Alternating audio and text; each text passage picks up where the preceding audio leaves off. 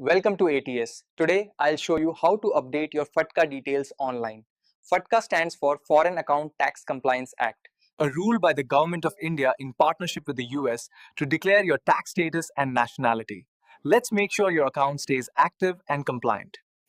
First, open our official website www.adityatrading.in and log in using your JIT and OTP. Just enter your number. Once logged in, go to your profile option from the account menu. Then select FATCA declaration to start updating your details. On the FATCA form, look for the edit option. It's a small pen icon.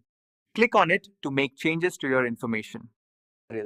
Now update your details. Enter your registered phone number, choose the income slab as for example 10 to 12 lakhs per year and select your proof type like bank statement or salary slip. This could be your latest payslip or bank statement. Make sure the file is clear and readable. Finally, your request will be validated within 72 hours. Once verified, your account stays fully compliant and active. Thank you for choosing ATS.